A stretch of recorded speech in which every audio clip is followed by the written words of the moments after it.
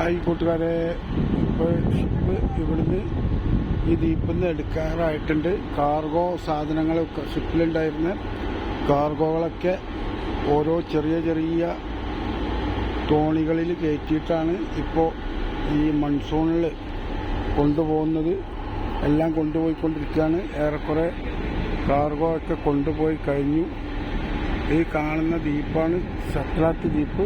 ഏകദേശം നമ്മുടെ അടുത്ത ദ്വീപിനടുത്താണ് നമ്മൾ ഷിപ്പ് നിർത്തിയിരിക്കുന്നത്. വലിയ ദൂരമൊന്നുമില്ല, ഒരു 10-20 മീറ്റർ 30 മീറ്ററിൻ്റെ അടുക്ക ഉള്ള ദൂരത്തിലാണ് ഷിപ്പും ദ്വീപുമായിട്ട് തീർക്കുന്നത്. ആ വീടുകളൊക്കെ കാണുന്നുണ്ടെന്ന് കരുതുന്നു. കടലിനോടൊരു 25-30 മീറ്റർ അകലത്തിലാണ് ആ വീടൊക്കെ നിൽക്കുന്നത്. അവിടെ ഒന്നും വെള്ളം കയറൂല എന്നാണ് ഇവർ ഉറപ്പിച്ചും തറപ്പിച്ചും പറയുന്നത്. പിന്നെ ചെറിയതായിട്ടുള്ള ടൗണൊക്കെ ഉണ്ട്, അതിൻ്റെ അകത്താണ്. ഈ കടൽ സൈഡിൽ നിന്ന് മാറിയിട്ട് ആണ് ടൗണുകളൊക്കെ ഉള്ളത്.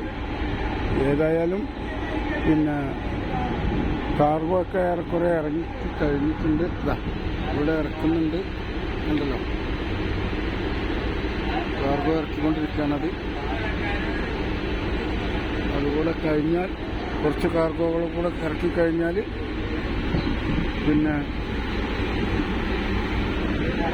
ഷിപ്പ് ഇവിടുന്ന് വിടും. ഷിപ്പ് ഇവിടുന്ന് വിട്ടാൽ പിന്നെ അടുത്ത ദ്വീപ്. അങ്ങനെ ഞങ്ങൾ ഷെഡ്യൂൾ ചെയ്തത് എനിക്ക് ഇറങ്ങേണ്ട ദ്വീപ് ബിത്ര നാളെ കാലത്ത് 8 മണിക്കെത്തും എന്നായിരുന്നു. പക്ഷെ നാളെ കാലത്ത് 8 മണിക്ക് എത്തൂല.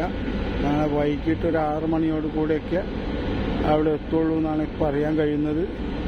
ഒന്ന് കടലിൻ്റെ മോശമായ അവസ്ഥ, രണ്ടാമത്തേത് ഈ കാർഗോ ഇറക്കാനുള്ള താമസം. മുമ്പ് സാധാരണ ചെയ്യുക, ആ ക്രെയിനിൽ കപ്പലിൻ്റെ ബാക്കിലുള്ള വലിയ ക്രെയിനിൽ വെച്ചിട്ട് ആണ് കാർഗോ ഇറക്കിക്കൊണ്ടിരുന്നത്.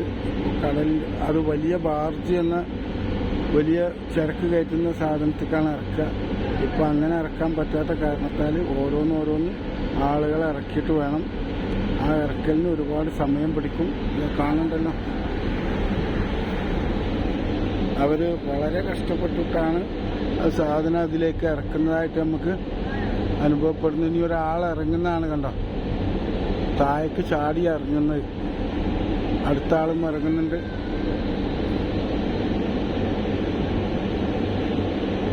ഇപ്പോൾ അതിൽ സാധനം ഫില്ലായി അത് പോവാനൊരുങ്ങാണ്. ആ തോണി അവിടുന്ന് പോവാണ്.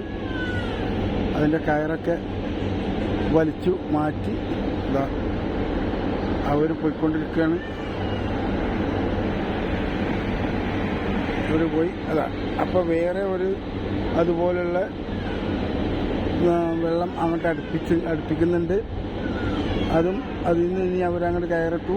ആ കയറ് പിടിച്ച് വലിച്ച് അങ്ങോട്ട് അടുപ്പിച്ച് പിടിക്കും. മുമ്പേ ബാക്ക് ഓരോ കയറാണ്.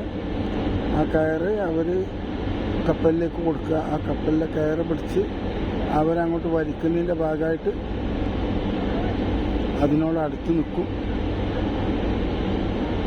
ഇനിയാണ് സാധനങ്ങൾ ഇറക്കുന്നത്.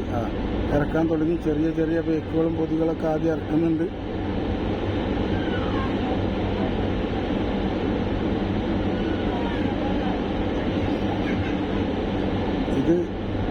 ഇതില്ലാത്ത സമയത്ത്, ഈ ഒരു പ്രശ്നമില്ലാത്ത സമയത്താണെങ്കിൽ എപ്പോഴോ ഇറക്കി തീർന്നിട്ടുണ്ടാവും.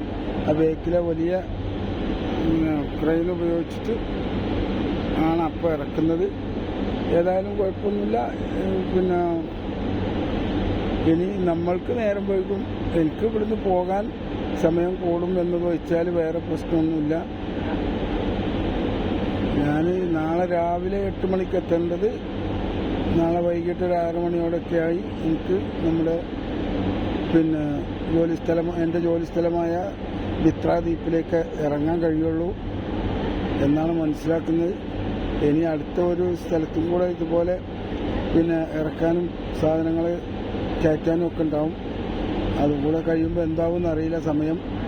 ഏതായാലും നോക്കാം. ഈ സാധനങ്ങളൊക്കെ ഈ നാട്ടിലെ ജനങ്ങളുടെ ഭക്ഷ്യവസ്തുക്കളും കടക്കാരുടെ വിൽപ്പന ചരക്കുകളൊക്കെയാണ് ഈ ഇറങ്ങുന്നത്. ഇതുപോലെ വന്നിട്ട് വേണം ഇവിടെയുള്ള ഏതൊരു ദ്വീപുകാരനും നമ്മുടെ കരയിൽ നിന്ന് സാധനങ്ങൾ ഇതുപോലെ ഷിപ്പിൽ വന്ന് അതിവിടെ ഇറക്കി കഴിഞ്ഞിട്ട് വേണം അത് കൊണ്ടുപോയി അവർക്ക് കടയിലാണെങ്കിലും വീട്ടിലാണെങ്കിലും ഒക്കെ ഉപയോഗിക്കാൻ. അതൊരു വല്ലാത്ത റിസ്ക്കാണ്. അവരുടെ ജീവിതം നമ്മളെയൊക്കെ വെച്ച് നോക്കുമ്പോൾ നമ്മളൊക്കെ അവരെക്കാൾ എത്രയോ സന്തോഷത്തിലും ബുദ്ധിമുട്ട് ഇല്ലാതെ എളുപ്പത്തിലുമാണ് എന്ന് നമ്മൾ ഓർക്കണം. ഇതും മനുഷ്യരാണ്. ചെറുപ്പക്കാരായ ഒരു 28-30 വയസ്സിന് ഇടയ്ക്കുള്ള കുട്ടികളാണ് ഈ സാധനങ്ങൾ ഇറക്കിക്കൊണ്ടിരിക്കുന്നത്. യൂണിയനും മറ്റൊന്നും ഇല്ലയെന്നാണ് മനസ്സിലാക്കാൻ കഴിഞ്ഞ്. ഞാൻ കൂടുതൽ ദ്വീപുകാരുമായിട്ട് സംസാരിച്ചിട്ട് കാര്യങ്ങൾ പറഞ്ഞു തരാൻ ശ്രമിക്കുന്നുണ്ട്. ഓക്കെ, ഇനി ഈ ബോട്ടിലെ സാധനം കയറ്റി കഴിയുമ്പോഴത്തേക്ക് അടുത്തത് എത്തി റെഡിയായി നിൽക്കുന്നു ബാക്കിൽ. അപ്പോൾ കുറച്ചും കൂടി എന്തായാലും ഇറങ്ങാണ്ടാവും. എനിക്ക് ഇതിൻ്റെ ഭാഗത്തേക്ക് പോകാൻ പറ്റിയിട്ടില്ല. കാർഗോ കയറ്റുന്ന ഭാഗത്തേക്ക് താഴേക്ക് ഇറങ്ങാൻ ഇന്ന് അവർ വിട്ടിട്ടില്ല. സാധാരണ അവിടെ പോയി കാണാറുണ്ട്, ഇന്ന് അതിനെ അവർ അനുവദിച്ചിട്ടില്ല. ഏതായാലും അടുത്ത ബോട്ടും വന്നു. ഇവരിതാ പോയിക്കൊണ്ടിരിക്കുകയാണ്. ഇവർ പോയി അതൊക്കെ സാധനങ്ങളെ കയറ്റിയിട്ട് പോയിക്കൊണ്ടിരിക്കുന്നതാണത്. അടുത്തവന്മാർ വന്നു, അവരെ പിടിച്ച് വലിച്ചൊക്കെ അടുപ്പിക്കുന്നുണ്ട്.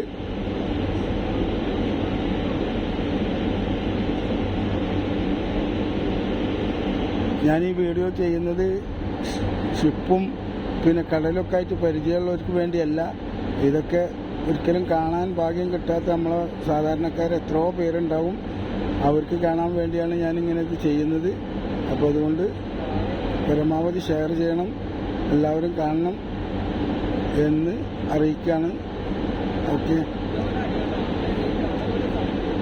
ഞാൻ ഈ ദ്വീപിലേക്കുള്ള യാത്രയുടെ കാരണം ബിത്ര എന്ന ഒരു ചെറിയ ഐലൻഡ് ഉണ്ട്.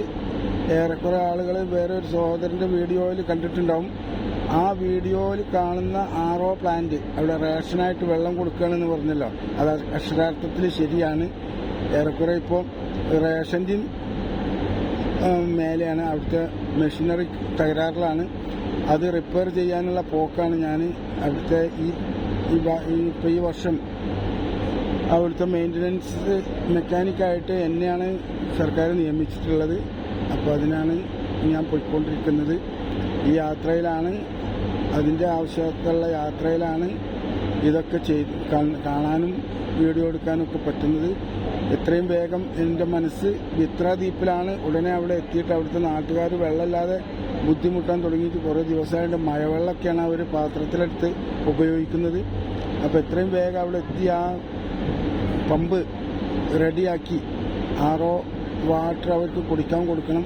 ഈ ദ്വീപുകളിലൊക്കെ കുടിക്കാൻ ഏറെക്കുറെ നല്ല വെള്ളം കിട്ടും. മാത്രമല്ല NOTയുടെ വലിയ പ്ലാന്റ് ഉണ്ട്, അങ്ങനെയാണ്. പക്ഷേ ആ ബിത്ര ദ്വീപിൽ ഞങ്ങളുടെ ഒരു RO പ്ലാന്റ് അല്ലാതെ വേറെ ഒന്നും ശുദ്ധജലത്തിന് ഒരു മാർഗവുമില്ല.